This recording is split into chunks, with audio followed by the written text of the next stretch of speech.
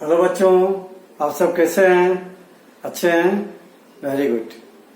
बच्चों, आज हम लोगों का एसिड, बेस एंड साल्ट के टॉपिक का, चैप्टर का सबसे इम्पोर्टेंट टॉपिक है यूनिवर्सल इंडिकेटर। मैंने अपने पहले लेसन में बोला था यूनिवर्सल इंडिकेटर पे हमारा पूरा एक पीरियड होगा। आज हम उसी की बात कर रहे हैं। यूनिवर्सल इंडिकेटर को हम पीएच कहते हैं। पीएच का फुल फॉर्म है, इसका एग्जांपल है पीएच, फुल फॉर्म है potenz of hydrogen. Potenz of hydrogen. इसकी बात डिटेल में थोड़ा 2 मिनट बात करेंगे। इसको समझने के लिए जरूरी है हम पहले dilution of acid and base को समझें। डाइल्यूशन का मतलब हो गया डिक्रीजिंग कंसंट्रेशन। जैसे एग्जांपल आपको समझ में आ जाएगा, आपने के घर पे मेहमान आए या आपकी मम्मी ने बोला आपको, बेटा जरा शरबत बना के ले आओ। आप गए शरबत बनाने, 1 गिलास में 3 चम्मच शुगर डाल दिया, थोड़ा नींबू डाल दिया, अच्छे से हिलाया उसको और लाकर के मम्मी को आपने दिया। मम्मी पी के बोलते अरे बेटा बहुत मीठा हो गया, यानी बहुत गाढ़ा है। बहुत मीठा मतलब बहुत गाढ़ा है। इसी को हम केमिस्ट्री में कहते हैं ये सॉल्यूशन बहुत कंसंट्रेटेड है। कैसा है? कंसंट्रेटेड, यानी गाढ़ा है। अब मम्मी कहेगी थोड़ा इसको फीका करके ले आ, या इसको थोड़ा पानी मिला दे। आप ले जाएंगे, फिर उसमें आधा गिलास पानी और मिलाएंगे। अब लाके मम्मी को देंगे, मम्मी पिएगी, जब बोलेगी नहीं अब ठीक है, यानी अब क्या हुआ? अब ये डाइल्यूट हो गया। केमिस्ट्री की लैंग्वेज में क्या कहेंगे हम लोग? डाइल्यूट हो गया। और आम लैंग्वेज में कहते हैं सॉल्यूशन पतला हो गया। तो डाइल्यूट का मतलब हो गया कि उसमें शुगर की पर लीटर अमाउंट में शुगर का अमाउंट कम हो जाना, और कंसंट्रेट हो जाने का मतलब पर लीटर अमाउंट में शुगर का अमाउंट ज्यादा हो जाना। तो हम बात करने जा रहे हैं आज डाइल्यूशन ऑफ एसिड, यानी एसिड को पतला कैसे करेंगे। एसिड को पतला कैसे करेंगे? तो बच्चों, डाइल्यूशन ऑफ एसिड का मतलब हो गया पर लीटर में H+ आयन का कंसंट्रेशन कम करना, क्योंकि H+ आयन ही एसिड का काउंटिंग है। उसके बारे में बात करेंगे। यानी एसिड में H+ आयन होंगे तो ही वो एसिड है। आप डाइल्यूट कर रहे हो, यानी H+ आयन पर लीटर में कम कर रहे हो। ठीक है? तो एसिड को डाइल्यूट जब हम करेंगे तो it is highly exothermic reaction. ऐसे बेस को जब आप डाइल्यूट करोगे it is also highly exothermic reaction. Exothermic से मतलब इवोल्यूशन ऑफ हीट, बहुत ज्यादा मात्रा में हीट निकलती है। तो 2 तरीके हैं, जरा देखें। मान लीजिए ये आपका वाटर में आपने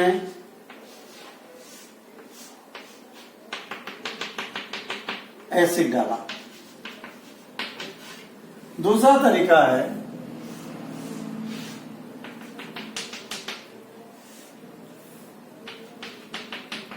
ये वाटर, ये एसिड, और इसमें आपने डाला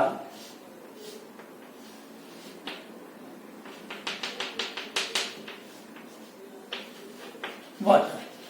देखो जरा ध्यान से, यहां हम वाटर में एसिड मिला रहे हैं और यहां क्या कर रहे हैं? एसिड में वाटर। अब थोड़ा दिमाग लगाओ कि किसमें ज्यादा हीट प्रोड्यूस होगी। भाई यहां जो है पानी में जब आप एसिड मिलाओगे, बूंद बूंद थोड़ा थोड़ा करके मिलाओगे, तो जो हीट इवॉल्व होगी it will be absorb by the water. वो पानी धीरे धीरे उस पर एब्जॉर्ब कर लेगा। लेकिन यहां पूरा एसिड है, थोड़ा सा पानी डालोगे आप ऊपर, अगर इतनी ज्यादा हीट प्रोड्यूस होगी। ठीक है? इससे क्या होगा? उस हीट से ये जो एसिड है और वाटर में it will change into vapour. Vapour में चेंज होकर के, जैसे ही एसिड वेपर में चेंज होकर के बाहर आएगा, ऊपर आएगा, ऊपर आएगा तो हो सकता है कुछ लिक्विड एसिड को भी आपके ऊपर स्प्लैश कर दे, छिटक दे। स्प्लैश मतलब ऊपर आ जाए, और उससे क्या होगा, हमारी स्किन जल सकती है, कपड़े जल सकते हैं। इसलिए बेस्ट कौन सा मेथड है? For dilution we will add acid in water, not water in acid. Clear? बहुत ही आईएमपी क्वेश्चन है, एग्जाम में आता है। यानी ये मेथड रॉन्ग है और ये मेथड सही है। ठीक, तो क्या करेंगे? Dilution of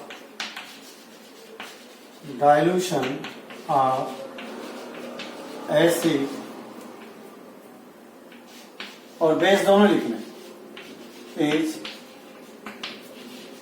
highly exothermic reaction. Exothermic से मतलब बहुत ज्यादा हीट इवॉल्व होती है। सो एसिड या बेस दोनों ही, जो आए उसका रख लेना आप। Can change into vapour and vapour comes out. This vapor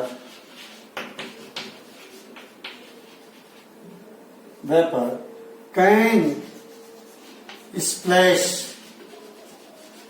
का मतलब छलकना, छिटकना। splash acid on our body. हमारे बॉडी पे जो है ये स्प्लैश हो सकता है, छिटक सकता है, एंड इट कैन बर्न अस, हमको जला सकता है। एंड कैन बर्न अस। देखो जरा ध्यान दो, मैंने थोड़ा गड़बड़ी किया है। Dilution of acid base is highly exothermic reaction, so acid base can change into vapor and vapor comes out. This vapor can splash acid on our body if we add, यहां जोड़ो,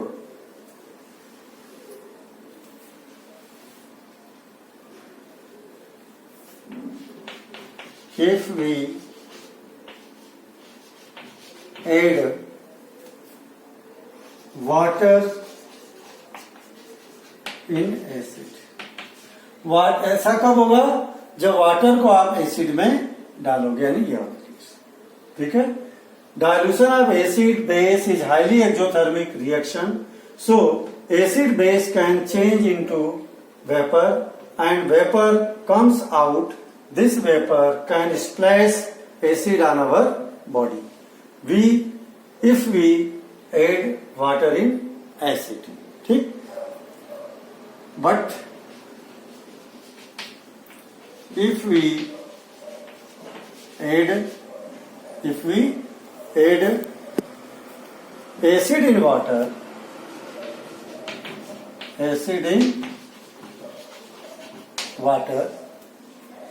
heat will be absorbed। Heat will be absorbed by water। बच्चों बहुत ही IMP question है। Question आता है, why it is advise to add acid in water, not water in acid, for the dilution of acid. यही answer लिखेंगे। Dilution of acid is highly exothermic reaction, so acid can change into vapor and vapor comes out। This vapor can splash मतलब उछाल देना, splash acid on our body। if we add water in acid, ऐसा कब water in acid ऐसा कब होगा? जब हम वाटर को एसिड में लाएंगे। But if we add acid in water, heat will be absorb by water.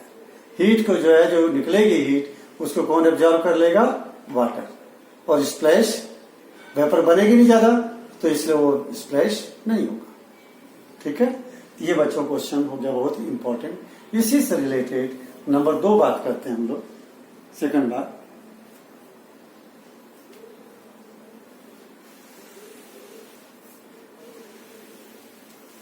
अभी पीएच पे नहीं आया हूं, ध्यान देना। पीएच पे आऊंगा धीरे धीरे, पहले ये 2 चीजें पढ़ा लूं।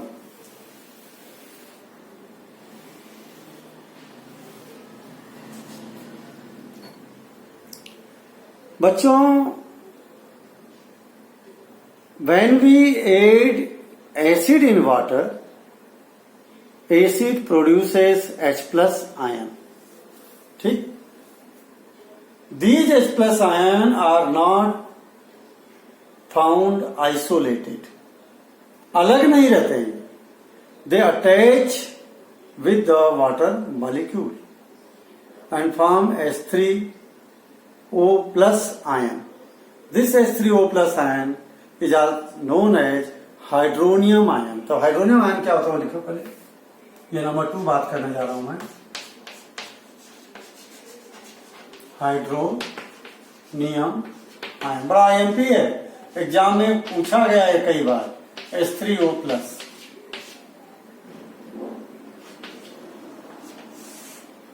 देखो फिर से सुनो। जैसे आप एसिड को पानी में मिलाएंगे तो क्या प्रोड्यूस होगा? It will produce H plus ion. H plus ion will not be found in water alone. H plus ion जो है अकेला नहीं मिलेगा। It will attach with the water molecule. Water molecule के साथ अटैच हो जाएगा and form H3O plus ion. This H3O plus ion is called hydronium ion. इसी को कह रहे हैं हम लोग हाइड्रोनियम आयन। बच्चों ऐसा होता भी इसलिए है, भी बता दूं क्यों अटैच हो रहा है। क्योंकि H2O में ऑक्सीजन की नेगेटिविटी ज्यादा है, इसलिए वाटर पे थोड़ा सा डेल्टा माइन्यूट नेगेटिव चार्ज है। उस नेगेटिव चार्ज की वजह से प्लस चार्ज इसके साथ अटैच हो जाता है। ठीक है, तो अपन लिखेंगे क्या हाइड्रोनियम आयन में? When we add acid in water, it produces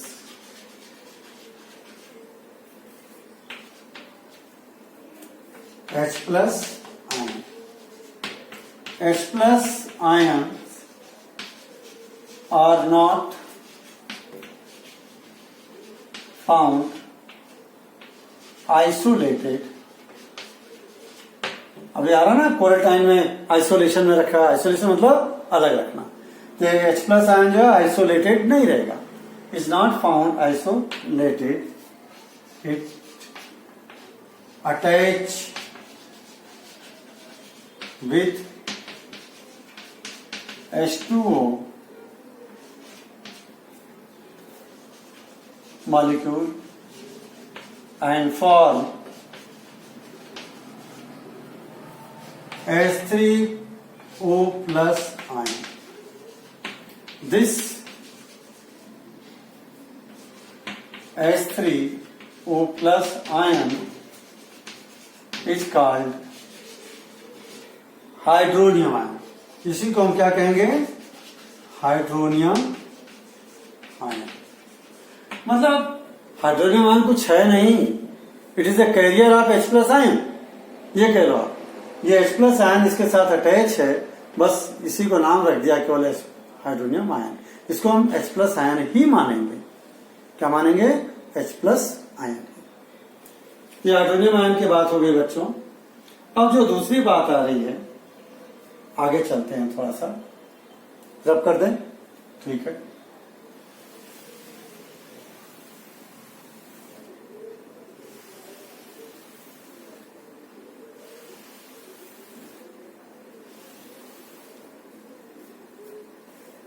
देखिए जो 2 बातें बताई मैंने, अब एक बात करते हैं हम लोग। पहले हम लोग कोई चीज एसिड है या बेस है कैसे पता करते थे कि जिसमें H प्लस आयन ज्यादा होंगे वो एसिड है, जिसमें OH माइनस ज्यादा होंगे वो बेस है। ठीक, लेकिन सोरेनसन एक साइंटिस्ट हुए, उन्होंने कहा H प्लस एसिड के लिए H प्लस आयन काउंट करना, बेस के लिए OH माइनस आयन काउंट करना जरूरी नहीं है। आप दोनों के लिए ही H प्लस आयन काउंट कर लो, दोनों के लिए ही क्या काउंट कर लो, H plus ion. H plus ion अगर ज्यादा है तो एसिड है, H प्लस आयन कम है अगर वो बेस है। तो कैसे ये सब बातें उन्होंने किस बात पे, किस शर्त पे कही, ये जरा देखें। तो साइंटिस्ट का नाम क्या होता है, मैंने थर्ड पॉइंट बता रहा हूं, थर्ड तीसरी चीज आपको, सोरेनसन। उन्होंने बहुत सारे प्रैक्टिकल किए, एक्सपेरिमेंट किए, और on the basis of their experiment, his experiment, he found that at 24 degree Celsius, कहीं पे 25 भी है, ध्यान देना, at 24 degree Celsius water have 10 raised to the power -7 H plus ion. 24 degree Celsius temperature पे, एक बार पूछा हुआ क्वेश्चन है, 24 डिग्री सेल्सियस टेम्परेचर पे वाटर में कितने H प्लस आयन है, 10 to the power -7 H plus ion, and 10 to the power -7 OH minus ion. ध्यान दो, at 24 degree Celsius water have 10 to the power -7 H plus ion and 10 to the power -7 OH ion. When water have 10 to the power -7 H plus ion, then it is neutral. When it has 10 to the power -7 H plus ion, then water is neutral. अब देखिए क्या कहा उन्होंने, उसमें H plus ion की अगर संख्या कितनी है, 10 to the power -7 है तो न्यूट्रल होगा। इससे ज्यादा अगर H प्लस आयन होते हैं तब क्या हो जाएगा, वो एसिड।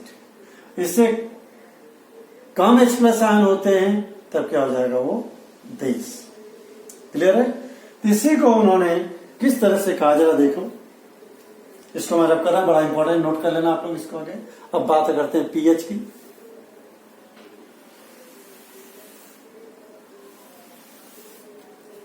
मैं जरा देखता हूं, देखिए, अगर 10 raised to the power -7 क्या है, concentration of H plus ion, तब हमारा सॉल्यूशन, तब हमारा वाटर क्या है, न्यूट्रल।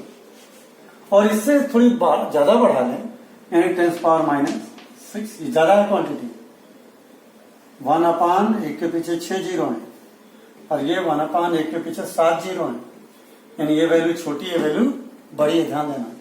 और ये 10 की पावर -5, 10 की पावर -4, 10 की पावर -3, 10 की पावर -2, 10 की पावर -1, 10 की पावर -0। ये देखिए, अब ये H प्लस आयन जो है बढ़ते जा रहे हैं, यानी सॉल्यूशन जो है एसिडिक होता जा रहा है। तो यहां पर क्या हो रहा है, increasing H plus ion, increasing H plus ion.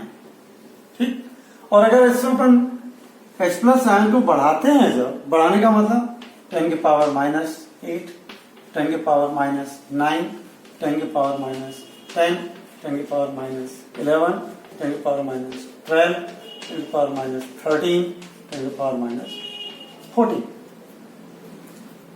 तो अब क्या होगा, यहां पे H plus ion concentration decreasing, decreasing H plus ion, H plus ion जो है क्या हो रही है, डिक्रीज हो रहा है। डिक्रीज हो रहे हैं यानी उनका बेसिक नेचर जो है बढ़ रहा है, एसिडिक नेचर घट रहा है।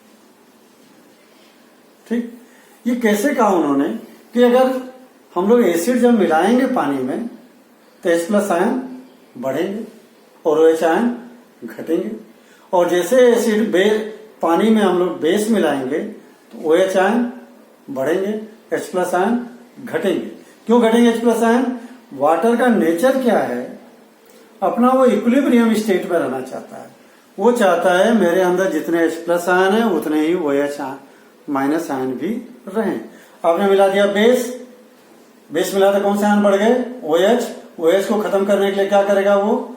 H प्लस OH से जुड़ेगा, H कम होता जाएगा, यानी बेस में H प्लस आयन घटते जाएंगे। इसी पैटर्न पे एसिड में H प्लस आयन बढ़ेंगे, OH घटेंगे। ठीक है, ये वाटर का अपना नेचर है। अगर आप एसिड मिलाओगे तो H प्लस आयन क्या होंगे? बढ़ेंगे, OH आयन माइनस घटेंगे, और बेस मिलाओगे OH इंक्रीज होंगे, H प्लस घटेंगे। ठीक है, अब आगे बात देखते हैं। बच्चों, सोरेंसन ने बहुत बड़ा काम किया। उन्होंने बोला OH को गिनने की जरूरत नहीं है, आप तो H प्लस काउंट कर लो, उसी के बेस पे बता दो कौन एसिड है कौन बेस है। तो उन्होंने क्या कहा, ये जो हाइड्रोजन आयन का कंसंट्रेशन देख रहे हो, कंसंट्रेशन ऑफ हाइड्रोजन आयन, देखो केमिस्ट्री में एक लैंग्वेज चलती है, उसको भी बता दूं मैं। Concentration of H plus ion, इतना लंबा सेंटेंस लिखना है। इसकी जगह एक छोटा सा, अगर हम लोग केमिस्ट्री में बॉक्स ब्रैकेट में H प्लस लिख दूं मैं, तो बात यही है। ये क्या शो कर रहा है? अगर मैं बॉक्स ब्रैकेट में H प्लस लिखा, it means concentration of H plus ion. Clear है बच्चों? सोरेंसन ने कहा कि पीएच क्या है? पोटेंज ऑफ हाइड्रोजन आयन की शक्ति। ज्यादा अगर हाइड्रोजन आयन है तो पीएच की वैल्यू क्या होगी? कम। ठीक है, जैसा जरा देखो उन्होंने क्या कहा, डिफाइन क्या दिया था। PH is negative log of hydrogen ion concentration. देखो डिफाइन लिख रहा हूं मैं, pH is negative log of hydrogen ion concentration with base 10, with base 10। बच्चों बस में नहीं है, 11th में आएगा, लेकिन आपको यहाँ चिंता करने की जरूरत नहीं है, मैं निकाल के बताऊंगा। बहुत सिंपल तरीका है यहाँ पे, जो आपको चाहिए उतना जान लो। जिससे मान लो उन्होंने कहा pH is negative log of hydrogen ion concentration with base 10, it means pH is equal to minus log H plus ion. अब मान लो pH निकालना है आपको, इसका निकालना है, तो इसके जगह क्या लिखेंगे? देखो माइनस 10 की पावर माइनस 7, सॉरी पहले लॉग ले लो, लॉग इसके जगह क्या लिखेंगे? 10 की पावर माइनस 7। ये बेस हो गया 10। अब इसके लॉग निकालना आपको, तो कुछ दिमाग नहीं लगाना आपको, सिंपल ये जो लॉग निकालोगे -7 आकर के इस माइनस साइन से मल्टीप्लाई हो जाएगा। ये माइनस लॉग इसका निकालेंगे तो कितना आएगा? -7 इज इक्वल टू कितना आ गया? केवल 7। इसका pH कितना आ गया? 7। pH कितना आ गया? 7। क्लियर है? ऐसे ही बच्चों आप जब इसका pH निकालोगे तो इसका 6 आएगा, इसका निकालोगे तो 5, 4, 3, 2, 1, 0। इसका pH निकालोगे तो कितना आ जाएगा? 8, 9, 10, 11, 12, 13, 14। ये pH हो जाएंगे। ठीक है, आपको ज्यादा दिमाग नहीं लगाना, बस इस तरीके को सीख लो। यहां से जो सीधा लेना और याद आएगा लॉग। और ये न्यूमेरिकल एग्जाम में नहीं आएगा, आपके कोर्स में नहीं है। तो पीएच की डिफाइन क्या होगी? PH is the negative log of hydrogen ion concentration with base 10। ठीक, अब पीएच स्केल को बनाता हूं, जरा देखें। ये हटाता हूं, देखिए अब इसका पीएच निकालोगे तो कितना आ रहा है? 7, इसका 6, इसका 5, इसका 4, इसका 3, 2, 1, 0। इसका पीएच निकालेंगे तो 8, 9, 10, 11, 12, 13, 14।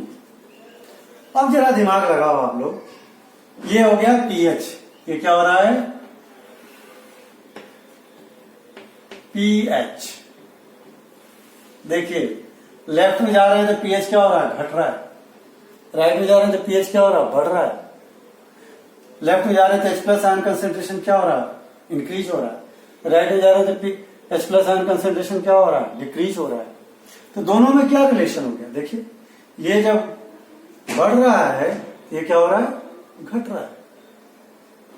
यानी pH is inversely proportional to the hydrogen ion concentration।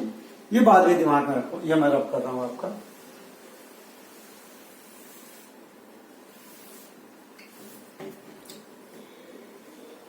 pH is inversely proportional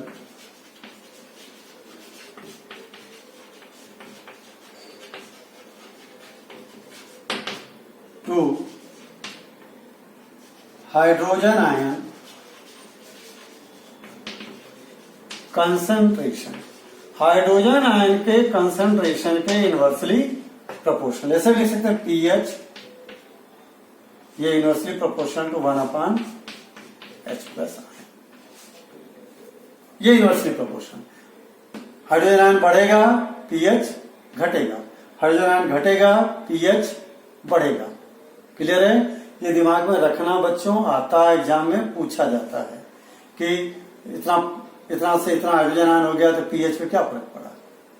clear? ये याद रखना होगा। पीएच स्केल क्या होगी?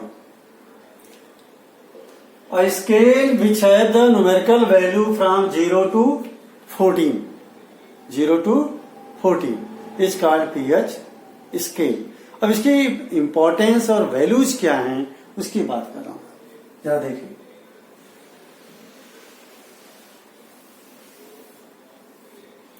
अगर पीएच बच्चों 7 है, यहां देखते हैं पीएच कितनी बताया हमने? 7 है, तो सॉल्यूशन क्या हो जाएगा? न्यूट्रल। और लेस देन 7 हो गया तो एसिड। और खास करके 3 से लेकर के यानी 3.1 to 6.9 तक कौन है? Weak acid. और इनका कलर जो है पिंक कलर आएगा हल्का सा। और 0 से लेकर के 3 तक कौन है? Strong acid. इनका कलर रेड आएगा। देखो पीएच को एक तो ये तो देख ही लिया डिफाइन आपने, और एक डिफाइन और है जो मैंने पहले दिन लिखा था।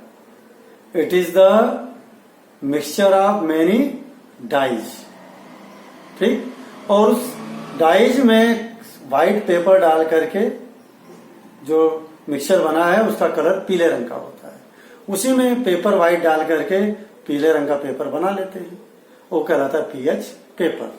देखिए मेरे पास में यहाँ पेपर है, एक आदि दिखाता हूं। ये पीएच पेपर पीले रंग का। ठीक, ये दो चीजें बताएगा कि एसिडिक है कि बेसिक है, वो कलर से बता देगा। और कलर को देख करके आप उसकी स्ट्रेंथ पता कर लेंगे। ठीक, और ऐसे ही इस तरफ जाओगे अगर आप, कहा 7.1 से लेकर के 11 तक ये होंगे वीक बेस। जनरली यहां ग्रीनिश कलर आएगा हल्का। ग्रीनिश, और ग्रीनिश से ब्लूइश होता जाएगा, और 11.1 से लेकर के 14 तक स्ट्रॉन्ग बेस, और इनका कलर वायलेट हो जाएगा, बैंगनी रंग का। जरा देखिए मेरे पास में पीएच स्ट्रिप्स है,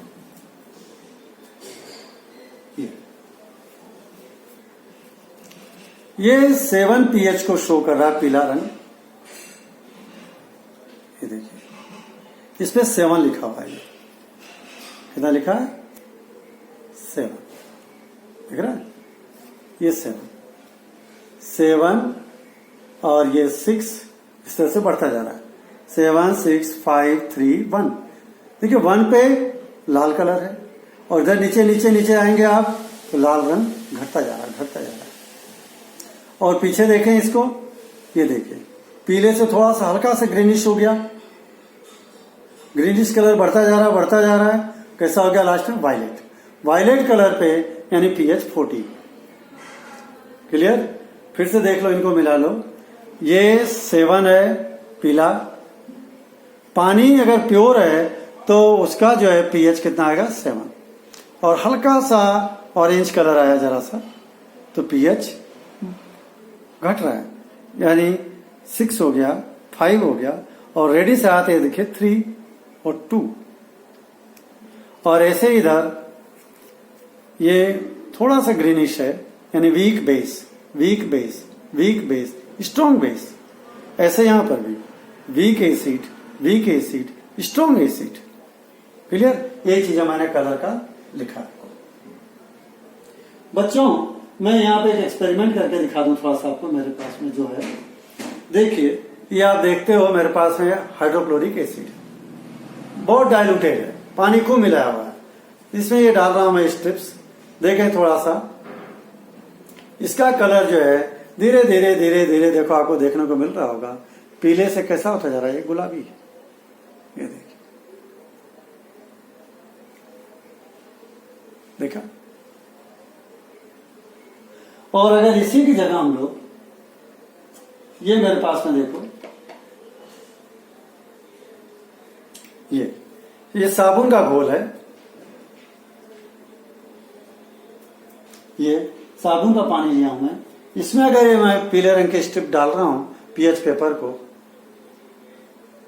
ये देखो वही पेपर था, सेम पेपर, यहां ग्रीनिश हो गया, वहां कैसा था? वो पिंक था, यानी ये क्या हो गया? बेस है, और वो क्या हो गया? एसिड है।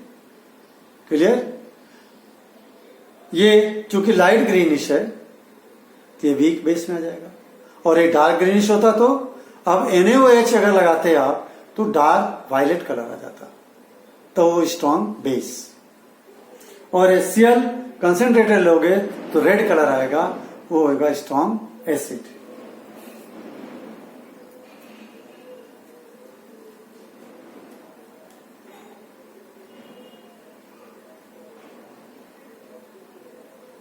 चलिए,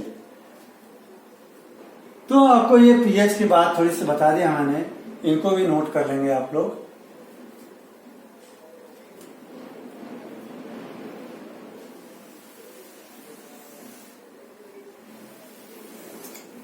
पीएच स्केल की क्या डिफाइन होगी? It is the scale which have numerical value 0 to 40। ठीक, और आके आप लिख देना pH scale. It is scale which have numerical value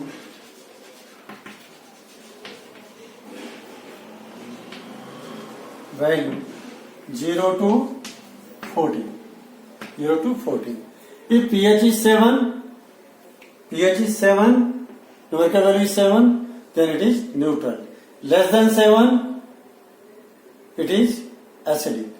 More than 7, it is basic. The pH scale is used to determine the acidic and basic nature of the solution. ठीक है बच्चों, ये तो बातें हो गई सारी। अब हमारे पास रह गई थोड़ी सी कि हमारे डेली लाइफ में पीएच का यूज कहाँ है और कैसा है, उसकी बात कर रहे हैं।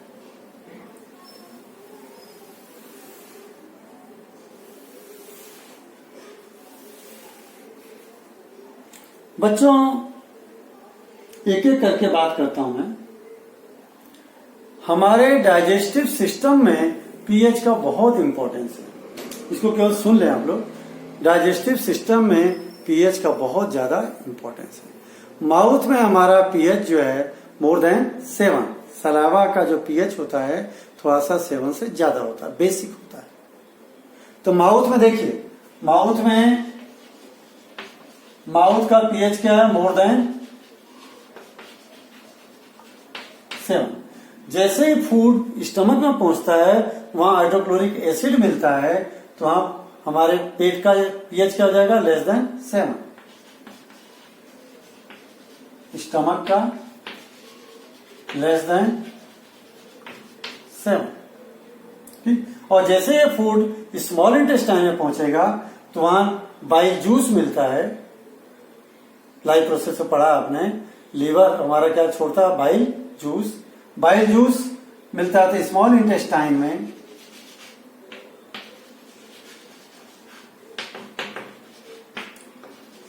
कैसा आ जाएगा, बेसिक, यानी मोर देन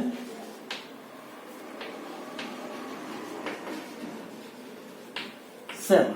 और यही लार्ज इंटेस्टाइन जब फूड पहुंचेगा, अनडाइजेस्टेड फूड, तो वहां बैक्टीरिया होते हैं। बैक्टीरिया फूड को डिकम्पोज करते हैं, अनडाइजेस्टेड फूड को खाते हैं और एसिड प्रोड्यूस करते हैं। तो लार्ज इंटेस्टाइन जो फूड होगा वो कैसा हो जाएगा, वहां पर एसिडिक।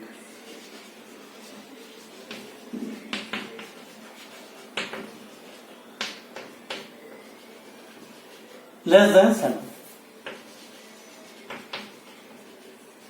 तो बच्चों, देखा आपने, हमारे डाइजेस्टिव सिस्टम में भी पीएच का बहुत इंपॉर्टेंस है। अगर ये पीएच से अलग होंगे तो डाइजेशन प्रॉपर नहीं होगा, ठीक। दूसरी बात, हमारे बॉडी में टूथ डिके की बात कर रहा हूं मैं। ये पहली बात हो गई डाइजेस्टिव सिस्टम।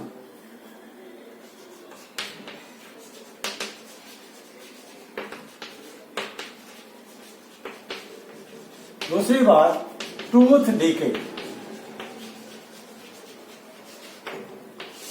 दांत का सड़ना। कहते हैं मीठी चीजें मत खाओ, खाना खाने के बाद मुंह धो लो, अच्छे से साफ करो, ब्रश करो। क्यों?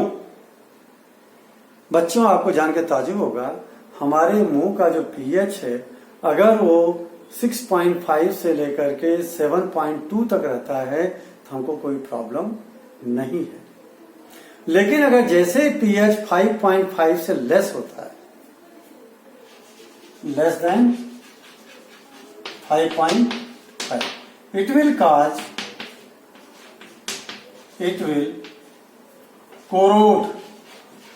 corrosion कर देगा, corrode टूथ इनामेल। हमारे जो दांतों के ऊपर सबसे, हमारे बॉडी में सबसे हार्डेस्ट पार्ट क्या है शरीर का, टूथ इनामेल, दांत के ऊपर का कवर। और अगर बॉडी का मुंह का पीएच आपका 5.5 से कम रहता है तो क्या करेगा, टूथ इनामेल को कोरोड कर देगा, दांत सड़ने लगेगा, दांत में खड्डे हो जाएंगे, कैविटी हो जाएगी दांत में। अब सोचो, अब इतना पीएच होगा कब? जब हम मीठी चीजें खा करके मुंह की सफाई न करें तो मीठी चीज रह जाती है दांतों में।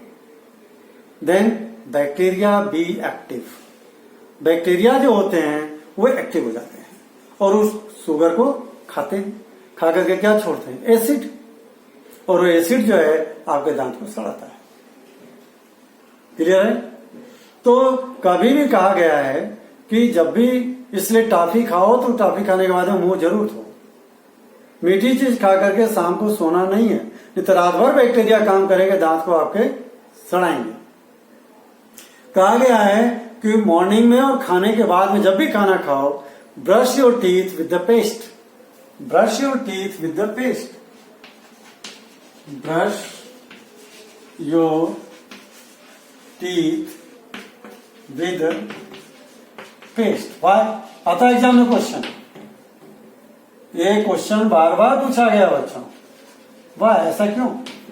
Because paste is basic in nature. Paste कैसा है? Paste is basic in nature,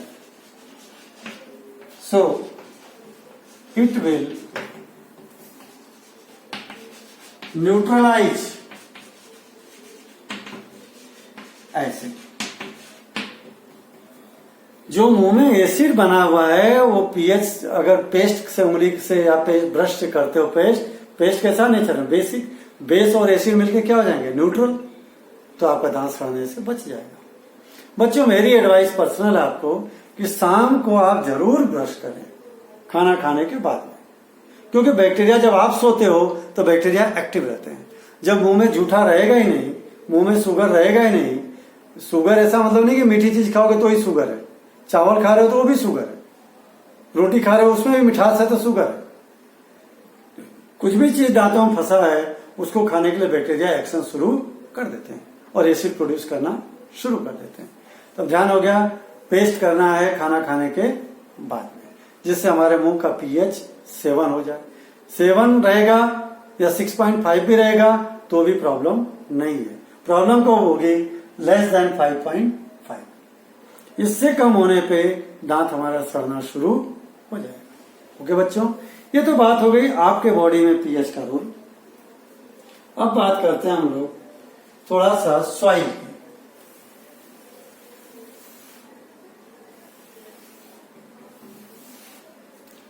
soil, इसको बी कर लो, इसको सी। PH of soil. सॉइल अगर पीएच इसका जो है 7 है, इट इज फर्टाइल, अच्छी उपजाऊ मिट्टी है अगर पीएच 7 है। इफ लेस देन 7 यानी एसिडिक हो गई तो सॉइल की फर्टिलिटी कम होगी। और इफ मोर देन 7 सॉइल क्या हो जाएगी? बेसिक। इसकी फर्टिलिटी क्या होगी? Less fertile. अच्छी फसल नहीं होगी, उपजाऊ नहीं होगी। उपजाऊ मिट्टी कब होगी? जब पीएच 7 होगा। पीएच 7 से कम हो गया या ज्यादा हो गया तो फर्टिलिटी उसकी क्या हो जाएगी? कम हो जाएगी। अब जब आपके पास में फर्टिलिटी 7 एसिडिक सॉइल, क्या ऐड करना है इसमें? हमको एसिडिक को न्यूट्रल करने के लिए लाइम मिला दें। चूना, लाइम समझ गए ना? चूना। और अगर इफ मोर देन 7 है, बेसिक है, तो क्या मिला दें इसमें? मैनुअल, देशी खाद। देसी खाद नेचर में एसिडिक होती है, ये कैसी है? एसिडिक। एसिड और ये बेस क्या हो जाएंगे? न्यूट्रल हो जाएगा, सॉइल की फर्टिलिटी बढ़ जाएगी। और लाइम कैसा है? बेसिक है नेचर में, ये बेसिक और ये एसिडिक, बेसिक और एसिडिक मिलकर न्यूट्रल हो गए, सॉइल की फर्टिलिटी बढ़ जाएगी। तो याद रखना आपको, जब सॉइल एसिडिक होगी तब क्या मिलाएंगे? सॉइल बेसिक होगी तब क्या मिलाएंगे? और अच्छी उपजाऊ मिट्टी कब होती है? जब पीएच 7। अब ऐसे ही थोड़ी सी बात आगे बढ़ाते हैं बच्चों। Spoiling of milk.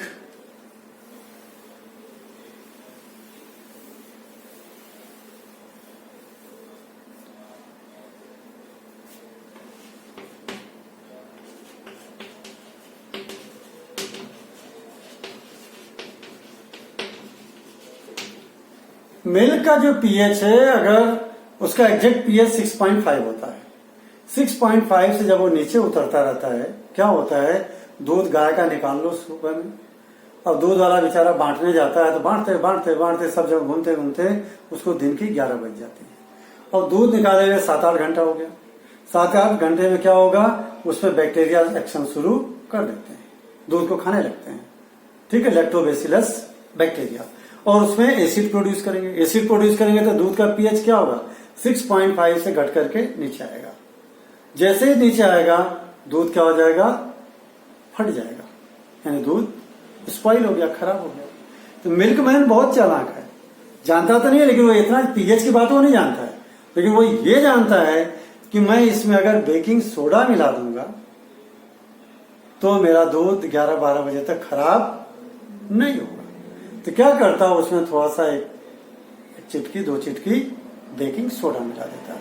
Baking soda का पीएच क्या है, मोर देन 7, बेसिक का नेचर में। ये क्या करेगा, बेकिंग सोडा इज मिल्क का पीएच शिफ्ट कर देगा, मिल्क का पीएच बढ़ा देगा, जिससे टाइम खराब हो, मिल्क नहीं होगा। बच्चों ये भी क्वेश्चन बहुत इंपॉर्टेंट है, why milkman add baking soda in the milk. तो क्या आंसर लिखोगे इसके, आंसर यहां पे यही देना है, 2 ही बातें लिखनी है। नंबर 1, ये जरूर बताना कि बेकिंग सोडा का nature, baking soda is basic in nature.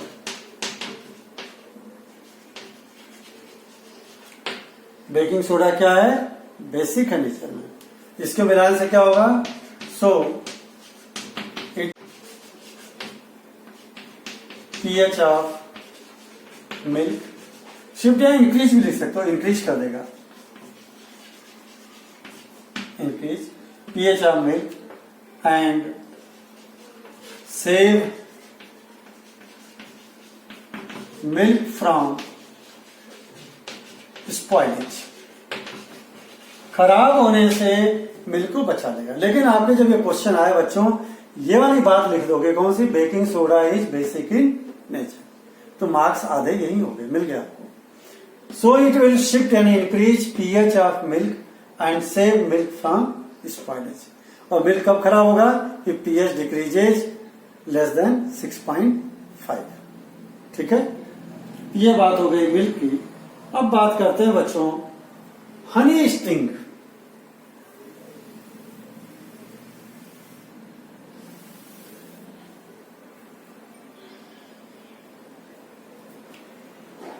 पांचवा,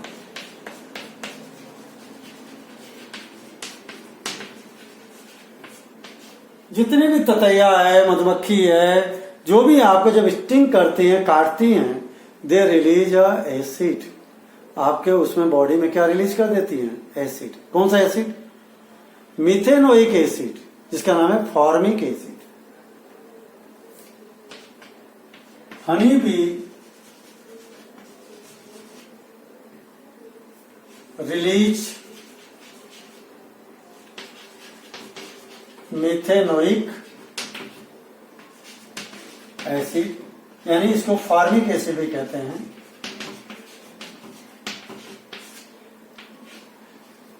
अब इसके वजह से आपको जलन होती है, स्वेलिंग होती है। इसकी वजह से आपकी बॉडी में क्या डाल दिया उसने, methanoic acid. Honey bees release methanoic acid in our body. अब मधुमक्खी ने काट दिया तो क्या करेंगे, कोई लोग चूना लगाते हैं। क्यों, चूना बेसिक है, बेसिक है तो इस एसिड को क्या करेगा, न्यूट्रल कर देगा, तो जलन कम होगी, आपको दर्द कम होगा।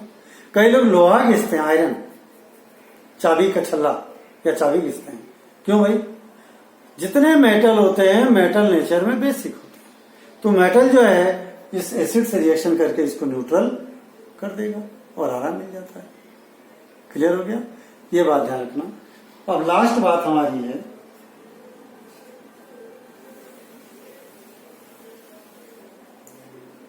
नीटल प्लांट।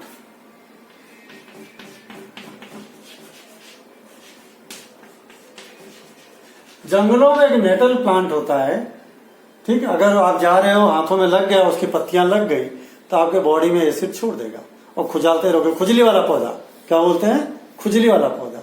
तो nettle plant have formic acid, ये भी इसके अंदर भी फॉर्मिक एसिड है, चींटियों जैसा। एक्चुअली फॉर्मिक एसिड नाम कहां से आया, चींटियों को फॉर्मिका कहते हैं। तो चींटियों में से एसिड निकाला जाता है, बनाया जाता है, इससे इस एसिड का नाम रखा गया फॉर्मिक एसिड।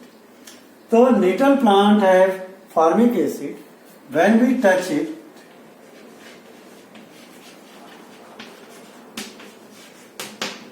क्या करेगा? It will release acid in our, या इनके यहां ऑन कर ऑन अवर बॉडी। और जब एसिड डाल दिया तो क्या होगा? इट विल कॉज इरिटेशन, जलन होगी। और जलन होगी तब क्या करोगे? भगवान बहुत दयालु है आपके ऊपर। जिन जगह पे निटल प्लांट होता है वहीं पर एक डोक प्लांट होता है, DOCK। कौन सा? इसी का होता है डोक प्लांट। डोक प्लांट कैसा है बेस, इसमें बेस होता है। इसकी पत्ती मसल करके जहां खुजली हो रही वहां लगा दो तो आपकी खुजली बंद हो जाएगी, जलन बंद हो जाएगी। तो निटल प्लांट जहां होंगे वहीं डोक प्लांट भी होंगे। अगर इससे खुजली हो रही है तो उसको शांत करने के लिए इसकी पत्ती रगड़ दो। तो ये 6 आपको एप्लीकेशन बताई मैंने, 1 2 3 4 5 6। इन एप्लीकेशन पे बेस्ड एग्जाम में क्वेश्चन पूछे जाते हैं। अब इसका आप देखो, हर चीज मैंने इसमें लिखी नहीं है, लेकिन मेन बातें लिख दी। अब आप इसको 2 बार 3 बार सुनना, वीडियो को घुमा घुमा करके, और नोट्स अपना खुद का अपनी लैंग्वेज में तैयार करना। और आज PH का टॉपिक हमारा यहाँ खत्म होता है बच्चों। ओके बच्चों, हैव ए गुड डे।